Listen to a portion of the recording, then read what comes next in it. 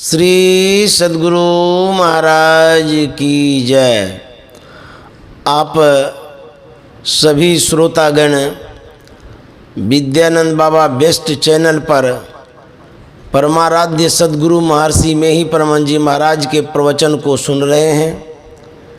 यह प्रवचन की कड़ी बढ़ती ही चली जाएगी जब तक गुरु महाराज के प्रवचनों को पूरा न किया जाए, तब तक इसमें प्रवचन डालते ही रहेंगे और आप इस प्रवचन को सुनते रहेंगे। अभी हम लोग सत्संग सुधा वचनामृत तृतीय खंड से पाठ सुनने जा रहे हैं। यह शरीर भोग विलास के लिए नहीं, बंदों गुरुपद कंज कृपा सिंधु नर रूप हरि महामोहतम पुंज जासु बचन रवि कर निकर। प्यारे लोगों, यद्यपि लोग प्रत्यक्ष रूप में ईश्वर को नहीं देखते, परंतु विश्वास रखते हैं कि ईश्वर है।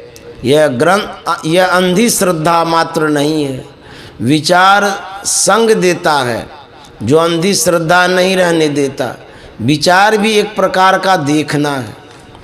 इस संसार का आधार भी कुछ होना चाहिए। हम देखते हैं कि पृथ्वी पर जो कुछ है सबका आधार है। बिना पृथ्वी के गाछ जंगल पहाड़ कुछ नहीं रह सकता। पृथ्वी के बिना उसका आधार कुछ नहीं रह नहीं सकता। पृथ्वी का भी आधार है। जैसे आप बहुत से तारों को निराधार देखते हैं, सभी तारे निराधार नहीं हैं। यह पृथ्वी भी एक तारा है, यह शून्य में है। पृथ्वी चंद्र तारे का आधार सूर्य है। बिना सूर्य के ये नहीं रह सकते। सूर्य का भी आधार है। जो सबका आधार है वह परमात्मा है। सबका आधार कुछ नहीं है, यह मानने योग्य नहीं है। ज्ञानियों ने कहा है कि ईश्वर को तुम अपने से पाओगे। जैसे हमारी आँख खराब हो जाए तो हम संसार की किसी चीज़ को नहीं देख सकते। कोई चीज़ नहीं देखने के कारण संसार में कोई चीज़ नहीं है, यह बात नहीं है।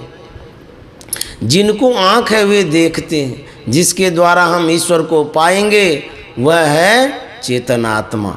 परमात्मा को हाथ से कोई पकड़ नहीं सकता। भीतर में मन बुद्धि है, ये भी बाहर के पदार्थ पर आश्रित हैं। मन बुद्धि भी ईश्वर को नहीं जान सकते। इनके परे चेतन आत्मा है, इसी से ईश्वर को जाना जाता है। इसी के कारण इंद्रियों को ज्ञान है। उसका निजी काम ऐसा है कि मन बुद्धि आदि को छोड़कर जो होता है, तब जो मिलता है वह है ईश्वर।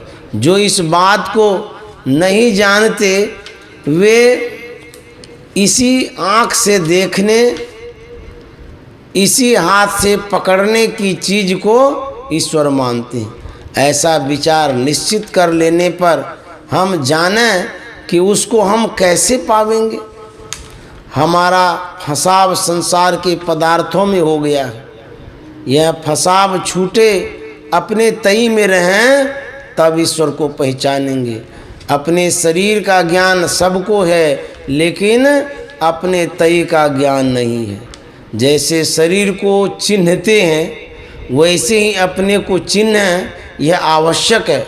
जब तक फसाव नहीं छूटेगा तब तक ईश्वर को नहीं जान सकते। जानना दो तरह का है, एक है परोक्ष और दूसरा है अपरोक्ष। श्रवण ज्ञान और मनन ज्ञान यह अप्रत्यक्ष ज्ञान है।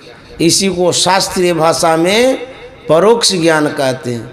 इससे पहचान तो नहीं होती, लेकिन निर्णय होता है। प्रत्यक्ष ज्ञान के लिए क्या करो? इसीलिए साधु संत महात्मा कहते हैं कि भक्ति का अवलंब करो। दूसरे कहते हैं कि योग का अवलंबन करो। जहाँ योग है वहाँ भक्ति है, जहाँ भक्ति है वहाँ योग है।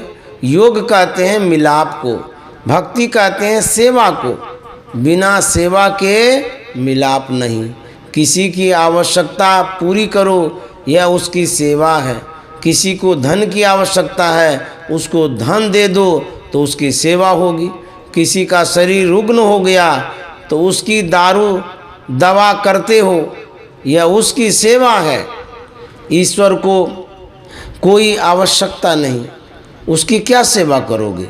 लोग गंगा सेवन करने जाते हैं, गंगा को फूल चढ़ाते हैं, यह गंगा की सेवा है। पानी पीते हैं, टहलते हैं, अपने घर से गंगा तक जाते हैं, यह गंगा की सेवा है। इसी तरह जिधर चलकर ईश्वर मिलेंगे उधर चलना ईश्वर की भक्ति है।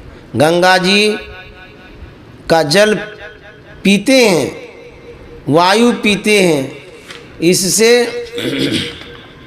प्रत्यक्ष लाभ होता है। इसी तरह जो ईश्वर की ओर चलते हैं वे प्रत्यक्ष लाभ पाते हैं। औषधि खाते हैं तो औषधि सेवन है। ईश्वर संबंधी जो अनुभूति होती है वह ईश्वर भक्ति की सूक्ष्म बात है। जिधर वे मिलें उधर चलो। बाहर में इंद्रियों के साथ रहेंगे, ईश्वर का ज्ञान इंद्रियों के ज्ञान में रहने से नहीं होता। अंदर चलिए, इंद्रियों से छूटना होगा। आप अंदर में चलकर मन बुद्धि से बढ़कर अपने ज्ञान में आ जाएंगे, तब ईश्वर का ज्ञान होगा। जैसे जैसे अंदर में बढ़ेंगे वैसे वैसे अनुभूति होती जाएगी और आपको शांति मिलती जाएगी। इसी को ब्रह्म पीयूष कहते हैं। ब्रह्म पीयूष मधुर शीतल, जो पै मन सो रस पावे, तो कत मृग जल रूप विषय, कारण निशिवा सर धावे।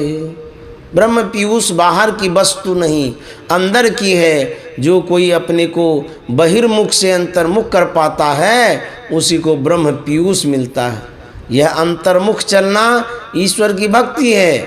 इसी को योग कहते हैं। इस योग में बताया गया है दाईं और बाईं धार यानी ईड़ा पिंगला, इन दोनों के बीच में रहो तो चलते चलते चले जाओगे। यह शरीर खाने और मल मूत्र त्याग तथा भोग विलास के लिए नहीं है। इस शरीर को तुम ठाकुरबाड़ी और शिवालय बना सकते हो, और विलास में भी विलासी जीवन बंधन का जीवन होगा, और शिवालय तथा ठाकुरबाड़ी बनाने से ईश्वर की ओर जाओगे। इसका यत्न गुरु से जानो। घर गृहस्थी में रहकर भी कर सकते हो और घर गृहस्थी छोड़कर भी। घर गृहस्थी छोड़कर रहने की अपेक्षा घर गृहस्थी में रहकर भजन करना बहुत अच्छा है। घर द्वार छोड़ने से खाने की चिंता होगी, कहाँ जाओगे, घर घर घूमोगे, खाने के लिए कष्ट होगा। संन्यास में भी और गृहस्थी में भी दोनों तरहों से भजन करो। भजन तुरंत ही समाप्त नहीं हो जाता। विद्या थोड़ा थोड़ा पढ़ते पढ़ते विद्वान होते हैं। विद्या का आरंभ करो और उसको छोड़ दो तो भूल जाओगे, गोया नष्ट हो जाएगी, लेकिन योग के बीज का नाश नहीं होगा। थोड़ा भी करोगे भूल जाओगे तब भी वह नष्ट नहीं होगा। योग कोई भयावह चीज़ नहीं है। लोग कहते हैं कि राम राम भजो हो गया, यह जप योग है, यह भी ठीक है, यह आरंभ की बात है, यह करने की मनाही कोई नहीं करता। इससे आगे भी जानिए और कीजिए। ईश्वर का ज्ञान इंद्रियों में रखना भ्रम है। ईश्वर का ज्ञान इंद्रियों से परे है।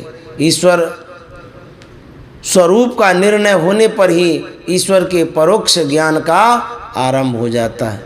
लोग मोटी मोटी बातों में उलझे हुए हैं। जहाँ मोटी मोटी बात से काम चलता है चलाओ, लेकिन ईश्वर को पाने के लिए मोटी मोटी बात से काम नहीं चल सकता।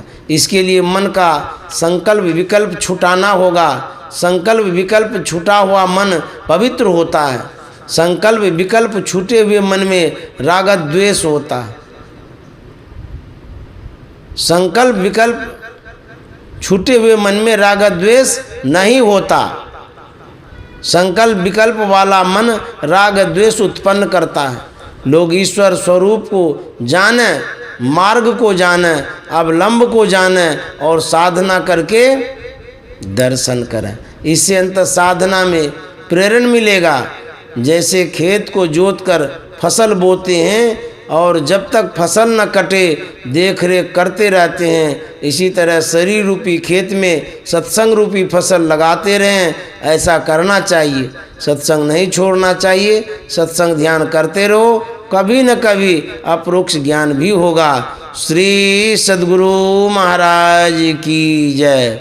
संत सद्गुरु महर्षि में ही परमहंस जी महाराज का यह प्रवचन सत्संग मंदिर मनिहारी कटिहार में दिनांक 4 जून 1966 ईस्वी को हुआ था। श्री सद्गुरु महाराज की